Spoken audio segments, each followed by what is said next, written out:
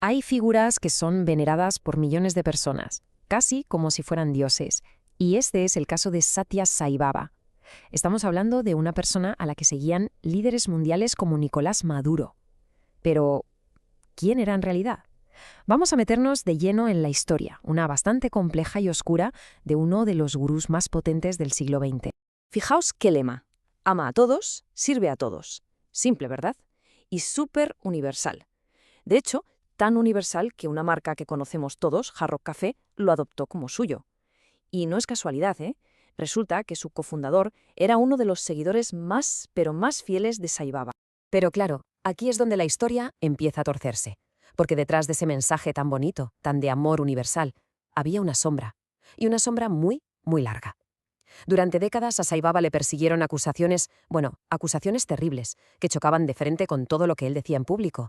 Vale, para entender cómo es posible esta contradicción, tenemos que ir al principio. A ver, ¿quién era este hombre? ¿Y cómo narices consiguió tener tantísima influencia? Aquí está la clave de todo, el punto central. Él no iba por ahí diciendo que era un maestro espiritual y ya está. No. Él se presentaba como un avatar. O sea, la encarnación física de un dios en la Tierra. Y claro, esa afirmación era la base de todo su poder. La cosa fue a más porque al principio dijo que era la reencarnación de un místico, pero luego subió la apuesta y acabó diciendo que era nada menos que la encarnación de los dioses Shiva y Shakti juntos. ¿Y por qué tuvo tanto éxito en todo el mundo? Pues, en gran parte, porque su mensaje era súper fácil de seguir. Él no te pedía que renunciaras a tu religión, daba igual si eras cristiano, musulmán, todo el mundo era bienvenido. Al final, toda su doctrina se podía resumir en algo muy sencillo: ama y sirve a los demás. Punto. Bien, vamos ahora a uno de los puntos fuertes de su espectáculo. ¿Cómo demostraba él que era un dios? Pues con sus famosos milagros. La pregunta es, ¿eran de verdad una prueba de su poder o había truco? Tenía 2 milagros estrella que dejaban a todo el mundo con la boca abierta. Uno era materializar de la nada, con las manos supuestamente vacías, una ceniza sagrada que llaman vibhuti. Y el otro era todavía más raro. A veces regurgitaba objetos. Sí, como se oye, cosas como pequeños huevos de oro, para que quedara claro su poder. Pero claro, como se suele decir, echa la ley, echa la trampa. Magos y expertos lo analizaron y la explicación es bastante más mundana. El famoso truco de la ceniza era en realidad un simple juego de manos. Escondía una pastillita de ceniza comprimida entre los dedos, la aplastaba en el momento justo y ¡magia! Por eso siempre lo hacía con la mano cerrada y mirando hacia abajo, para que no se viera el pastel. Y no solo eran los trucos de magia. Sus supuestas dotes como profeta, pues tampoco salieron muy bien paradas. A ver, él mismo llegó a profetizar que viviría hasta los 96 años. ¿Y qué pasó? Pues que murió en 2011 con 84. Un fallo de cálculo de 12 años, que para ser un dios, oye, es un fallo bastante gordo, ¿no?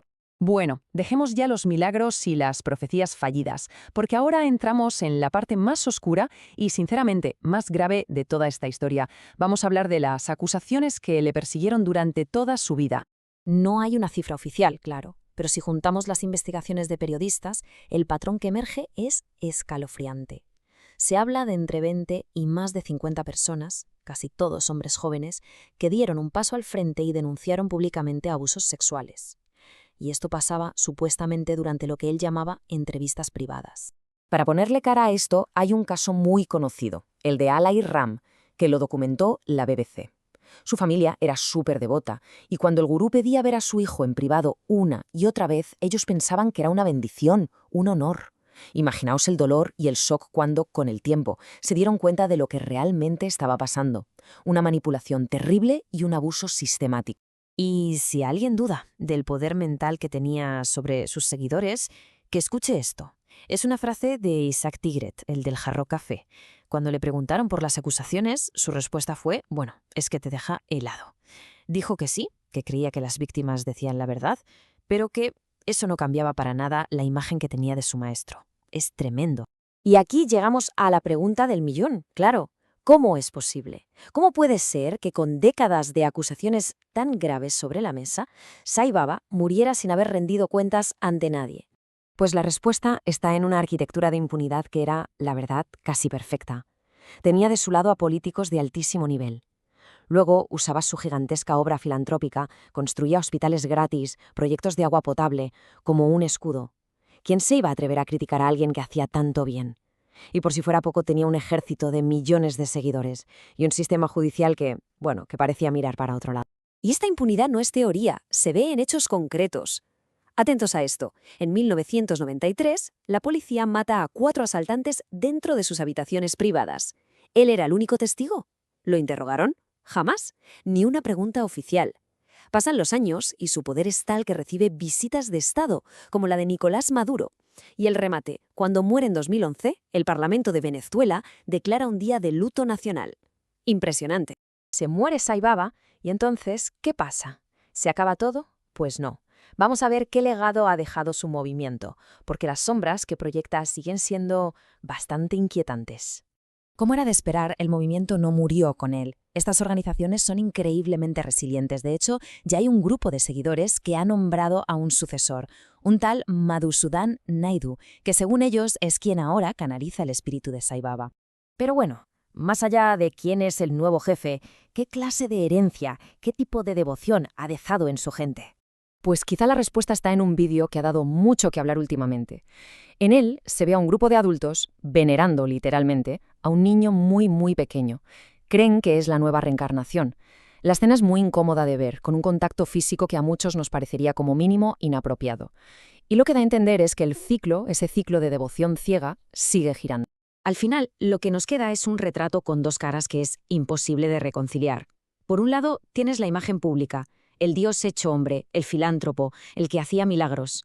Y por el otro, la cruda realidad de las acusaciones, un presunto estafador y depredador sexual que estaba totalmente blindado por su poder. Porque en el fondo, el caso de Saibaba es un manual de cómo funciona una secta. La dinámica es siempre la misma. Un líder con mucho carisma dice que es especial, que tiene un don, sus seguidores se lo creen a pies juntillas, y a partir de ahí arranca un ciclo de control y muchas veces de explotación.